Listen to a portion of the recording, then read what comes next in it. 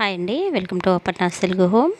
ఈరోజు మనం సింపుల్గా ఈజీగా చేసుకునేటువంటి భక్షాలు ఏ విధంగా చేసుకోవాలో చూద్దామండి. ఉగాది పండగకి ప్రతి ఒక్కరు చేస్తారు కదా. దీనికోసం ముందుగా శనగపప్పును ఒక గ్లాస్ తీసుకున్నాను. ఆ కప్పుకి సరిపడా 2-3 సార్లు వాష్ చేసేసి నానబెట్టుకోవాలండి. ఒక 2 అవర్స్ నానబెట్టేసుకొని కుక్కర్లో ఒక 3-4 విజిల్స్ వచ్చేంత వరకు మెత్తగా ఉడకనివ్వాలి. ఇది చేసుకోవడం అంటే చాలా చాలా సింపుల్గా చేసుకోవచ్చు.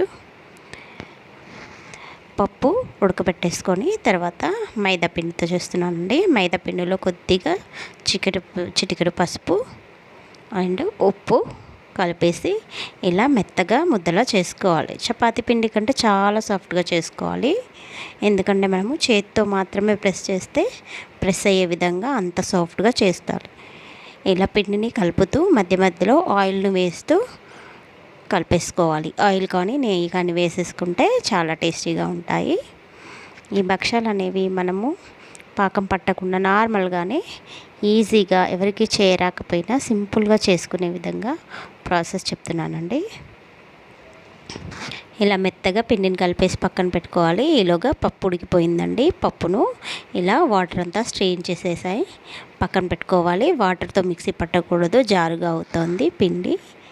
సో ఆ వాటర్ మనం పప్పు ఏ కప్పుతో అయితే తీసుకున్నామో అదే కప్పుతో చక్కెర కూడా వేసుకుంటే సరిపోతుంది. నేనైతే చక్కెరతో చేస్తున్నాను. చాలామంది అందరూ బెల్లంతో చేస్తారు కాబట్టి సింపుల్గా కావాలంటే ఇలా చేసేసుకోవచ్చు షుగర్తో.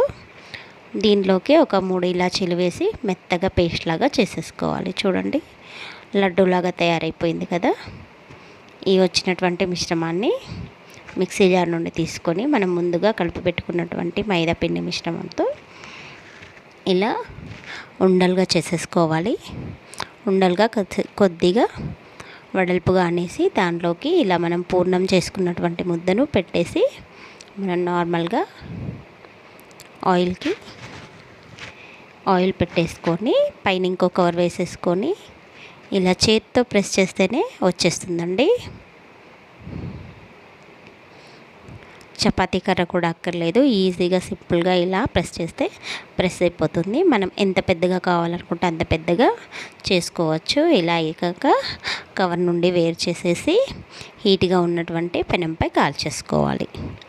నెయ్యి ఎక్కువగా వేసుకుంటే చాలా చాలా టేస్టీగా ఉంటుంది.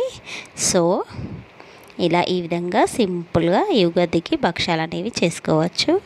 వెరీ వెరీ వెరీ ఈజీ అండి. చూడండి, చాలా మృదువుగా ఎంత సాఫ్ట్గా తయారైపోతున్నాయి.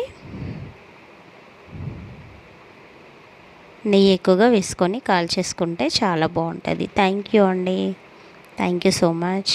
Please like and subscribes to Aparna Telugu home. చూడండి, ఇలా పైన నెయ్యి వేసుకుంటే చాలా బాగుంటుందండి.